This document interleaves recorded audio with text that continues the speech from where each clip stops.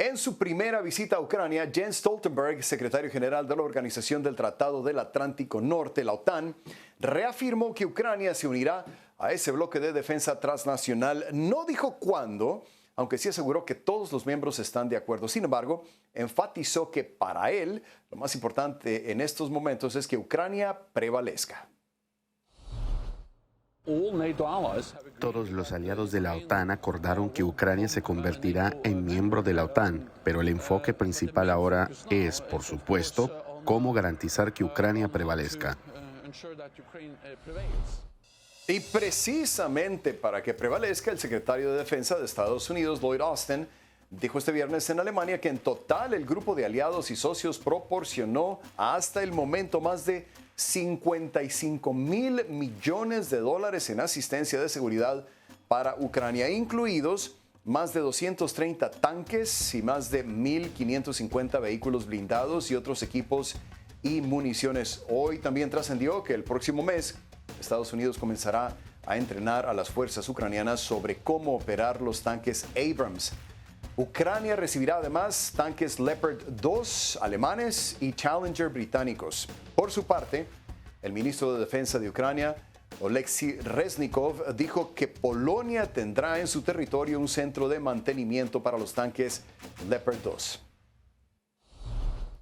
That makes something crystal clear. Dejemos algo muy claro. La guerra elegida por Putin no es el resultado de la ampliación de la OTAN. La guerra de Putin es la causa de la ampliación de la OTAN.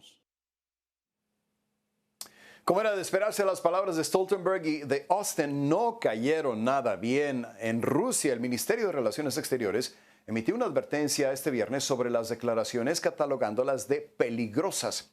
La OTAN se fijó el objetivo de derrotar a Rusia en Ucrania y para motivar a Kiev, prometió que después del final del conflicto el país puede ser aceptado en la alianza. Tales declaraciones son miopes y francamente peligrosas. Esto puede conducir al colapso final del sistema de seguridad europeo, dijo María Zakharova, portavoz del Ministerio de Asuntos Exteriores de Rusia. ¿Qué hay detrás de este cruce de palabras? ¿Será que ya la OTAN no teme que la guerra de Putin en Ucrania escale y se pueda convertir en la tercera guerra mundial? Es lo que le voy a preguntar a mi siguiente invitado.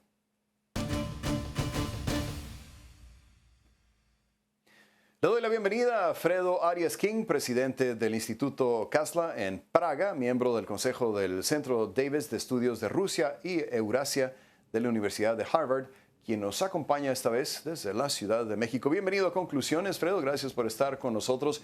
Todos los miembros de la OTAN acordaron que Ucrania sea parte de la Alianza del Tratado del Atlántico Norte. Para empezar, quiero preguntarte, ¿cuál crees que es el impacto de este anuncio? Y nos pone esto más cerca de que se desate una tercera guerra mundial. Bienvenido, Fredo. Gracias, Rafael. Un placer estar aquí contigo. Al contrario, yo creo que cuando hay certidumbre geopolítica, entonces hay paz. Y una de las razones por las cuales ha habido paz en Europa desde la Segunda Guerra Mundial, con dos pequeñas excepciones, que es Yugoslavia, relativamente pequeñas, y la invasión de Ucrania, es porque existe la OTAN. Y la OTAN, la Unión Soviética y después Rusia sabían que no podían derrotar a la OTAN convencionalmente o militarmente en general. Y es por eso que Europa gozó y ha gozado de una paz sin precedentes, ¿no? Entonces, el hecho de que había una brecha ahí, un gap, ¿no? Dicen que la física, sí, tanto como la política, odia a las brechas, odia la incertidumbre, y Ucrania era una zona gris. Entonces, como no había una definición del estatus geopolítico de Ucrania, entonces por eso se hizo una tentación para el Kremlin atacarla así nomás en el 2014, pero especialmente ahora en febrero del año pasado. O sea que tenía que pasar tarde o temprano, Fredo, esto que pasó en Ucrania. No tenía que pasar, o sea, es básicamente una opción que tomó Vladimir Putin por razones, sí, que los sovietólogos seguimos debatiendo. Pero el hecho es de que si Ucrania hubiera estado en la OTAN antes, o sea, no estaba preparada Ucrania para la OTAN. Eso es claro. O sea, no era Polonia, no era Lituania, no era Chequia, donde ellos estaban en en un plan social, político, bipartidista, tripartidista, las coaliciones todas querían entrar a la OTAN y es por eso esta definición geopolítica de los demás países. Pero la pobre Ucrania estaba apenas construyendo era un estado independiente desde el 91, pero no tenía una nación-estado.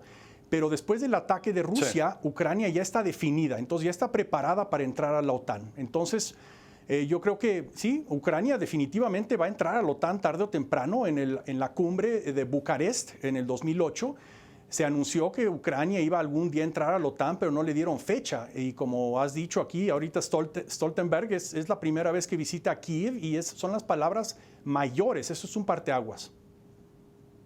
Sí. Fredo, el año pasado cuando estuve en Ucrania, un ucraniano me decía que Vladimir Putin había logrado lo que ningún presidente de Ucrania pudo en 30 años, lograr que los ucranianos se unieran y formaran un frente común contra Rusia. No todos, obviamente, podemos hablar de quienes apoyan a Rusia, sobre todo en el este del país, quizá algunos en Crimea también, pero podemos decir, Fredo, ya que el ataque de Vladimir Putin ha sido contraproducente en casi todos los sentidos. Totalmente, totalmente. Es un fracaso geopolítico, histórico, yo diría civilizacional total. O sea, cuando el referendo en Ucrania ocurrió para independizarse en noviembre y diciembre del 91, algo así como el 90% de los ucranianos que votaron por independizarse de la Unión Soviética. Eso fue básicamente el último campanazo de la Unión Soviética. Y lo chistoso es que las provincias del este también, y Crimea, votaron en su mayoría por independizarse de la Unión Soviética.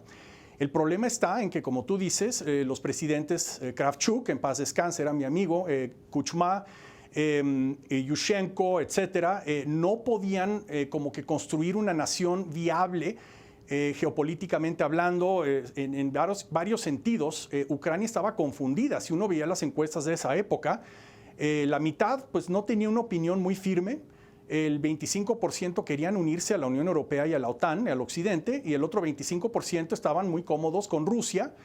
Todo el espacio mediático de Ucrania en esa época era en ruso. Yo recuerdo estar en Ucrania y todos los canales eran en ruso, etcétera, ¿no?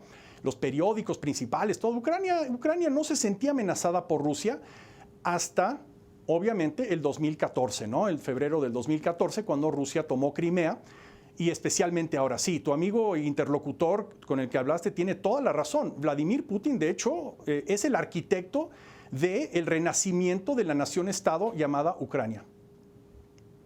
Ciertamente. Bueno, y también hablar del hecho de que muchos rusos tienen familia en Ucrania y hay muchos ucranianos que se consideran culturalmente rusos. Ahora, países como Estados Unidos, Alemania, Polonia han estado tomando acciones decisivas que van más allá de proveerle asistencia financiera a Ucrania. Tú lo sabes muy bien, han enviado aviones, tanques, municiones, han entrenado soldados ucranianos, les han otorgado mejores armas. ¿Era inevitable, Fredo, que poco a poco aumentara este apoyo militar abierto para Ucrania, dada la situación en el frente de batalla?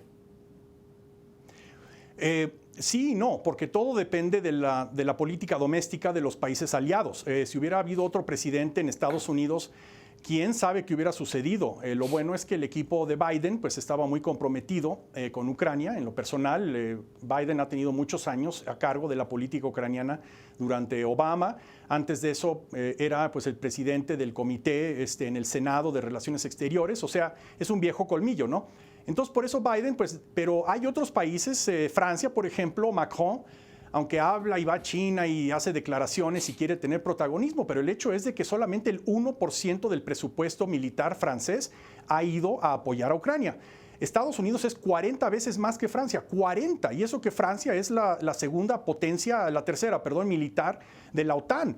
Entonces, pues Gran Bretaña, Estados Unidos han apoyado a Ucrania desproporcionalmente. Y Polonia, Lituania, Chequia, de hecho, Estonia se ha gastado entre el 30 y el 50% de sus presupuestos militares en apoyar a Ucrania, comparado con Francia, que es el 1%. Eso habla volúmenes de quién está tomando el liderazgo en el occidente. Eso en el minuto que nos queda, Fredo, lo que dijo Stoltenberg de que el objetivo principal es que Ucrania prevalezca, ¿qué significa exactamente en la práctica? ¿Y es realmente posible eso? Sí, yo creo que es bastante posible. Y Stoltenberg yo creo que estaba reaccionando más bien a lo que tuiteó Viktor Orbán de Hungría, cuando dijo que no lo habían consultado, algo así. Hungría ha sido el niño malo de la OTAN ya muchos años, ¿no? Pero sí hay un consenso en los 31 miembros de la OTAN. De hecho, ahorita que Finlandia se unió a la OTAN oficialmente, en la mayoría de los parlamentos europeos el voto fue unánime para aceptar a Finlandia en la OTAN. Entonces, Viktor Orbán, pues posiblemente ni siquiera sea primer ministro cuando ya se dé el voto en los parlamentos uno por uno. Pero eso ya no importa tanto. O sea, una vez que un país es invitado a la OTAN, Estados Unidos les garantiza su seguridad bilateralmente mientras se organizan los parlamentos de los demás aliados, de los otros 30, ¿no? Y yo creo que Ucrania sí. Lo más probable es que Ucrania gane esta guerra. Le agradezco muchísimo a Fredo Arias King, presidente del Instituto Kazla en Praga y miembro del Consejo del Centro Davis de Estudios de Rusia y Eurasia de la Universidad de Harvard. Nos acompañaba en vivo desde la Ciudad de México. Un gusto tenerte en el programa, Fredo. Gracias. Al contrario, Rafael, gracias.